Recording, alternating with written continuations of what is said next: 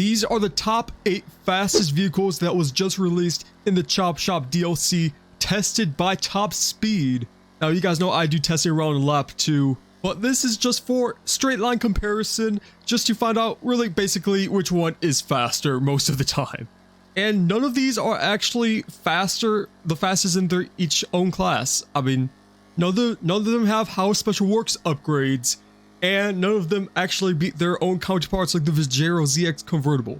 Now starting with the slowest one, of course we had to start that way. The Karin Vivanite has a top speed of 101.28 miles per hour. The slowest one of them all in this DLC.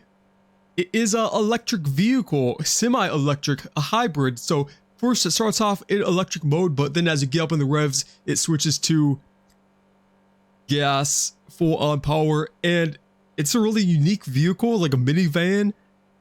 It's front wheel drive.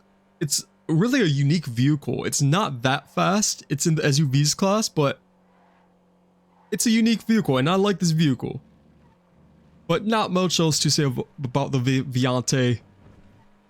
But it has a top speed of 101.28 miles per hour, making it number 8 in this whole DLC. The FR36 that has a top speed of 103.15 miles per hour in the Coupes class. This, it's just a standard NPC car really at this point. Not much to say about this, but top speed is pretty impressive for a Coupes car. 103.15 miles per hour can be pretty competitive in Coupes car class. And in free mode, it's okay for free mode. It doesn't have any special upgrades or anything. It does have kind of a tuner car feel to it, so you can use it to tune up your vehicle and stuff, make it look good, but it does grip pretty good too. Now we move to the Astrophobe GZ. This one is in the sedans class, and it has a top speed of 108.12 miles per hour. This one pretty standard, not much going on with it.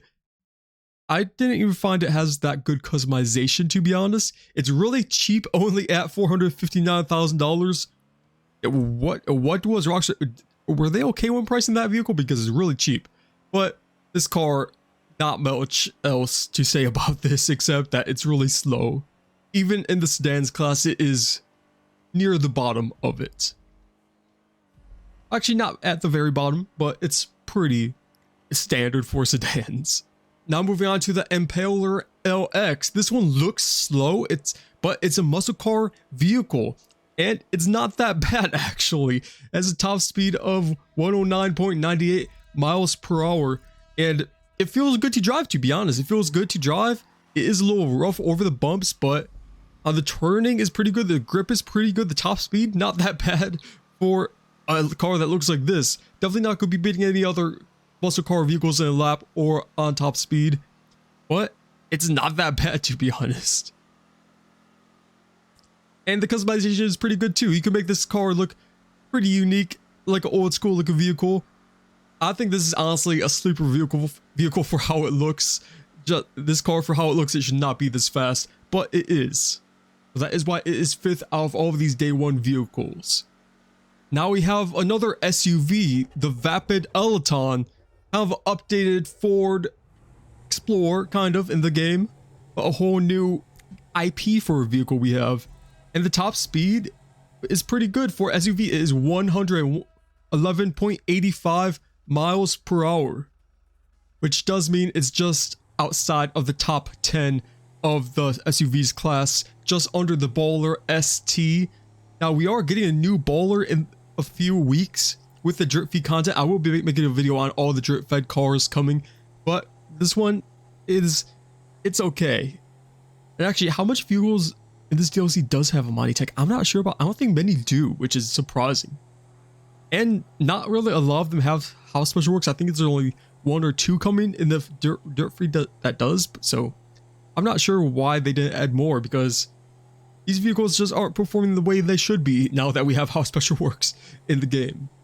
But yeah, the ALEUTIan just outside the top 10 with a top speed of 111.85 miles per hour. Now we get on to the top 3 vehicles. Next is the Vapid Dominator GT with a top speed of 116.20 miles per hour. This one, again, in the muscle cars class. This feels super fast. I think it gets affected by bumps a lot more than these other cars because on the city streets, it flies. And I am testing on a flat surface here. It's not the most realistic comparison, but as far as straightforwardness of the real top speed, this is as close as you're going to get. But in the city, it's going to be a lot different because bumps do affect how fast you go with the downforce. And I think the Vapid Dominator GT is really affected more on those bumps. But in a straight line, it's only in just outside of the top 10 in the muscle car class just because they're all so close together anyways. But comparing the Dominator to the Vigero, you're definitely going to want to use a Vigero any time of the day. But the Dominator is still one of my favorite cars in this DLC, even with the top speed it has. But around the lap, it's pretty good too. Again, outperforming a lot more cars in the lap compared to top speed like a lot of these vehicles do. Now for the second best, the Vigero ZX Convertible, which has a top speed of 119.30 miles per hour.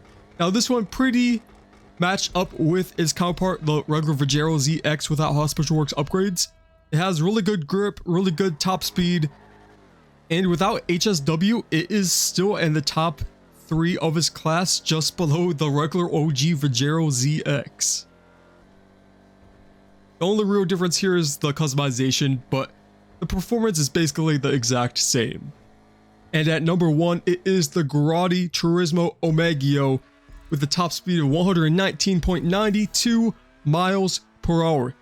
Now this one, the top speed, it does lack against other supercar vehicles without Hot Special Works upgrades, but in the lap time, as you guys saw in the other video I made on this car, in the lap time, it can beat out the fastest supercars vehicles in a lap because the grip is amazing on this vehicle. Even if this wasn't the fastest in this whole day 1 DLC, I would still put it at number 1 because the grip is so good. Now it's not competing with any other vehicles. I think it's still in the top 5 without Hot Special Works upgrades, but the grip is so good that it can even compete against some Hot Special Works supercar vehicles. That's how good the Turismo Omaggio is with cornering and grips and traction. And just on styling, I have to touch on the styling of this vehicle. It's just so good. I love how the new Turismo looks. I've always loved how Grotti vehicles looked in this game, and the Turismo just holds up so good. I did wish that this was going to be a new fastest supercar vehicle in the game, but the traction is so good that I think they evened out perfectly. They evened out the top speed with traction, because if it had any better top speed, it would be blowing out any other vehicle in the whole game with just how good this vehicle is. And that shows where this vehicle stands. Like, it has a lot of potential if they just add a tiny bit more top speed to it. So this car does deserve the number 1 spot for the day 1 releases. Now, I'll be making a lot more videos on other drip fed cars, including looking at all of them coming soon in one video. So be on the lookout for that if you want to see all of them before they release. And I'll see you guys in whatever video I make next.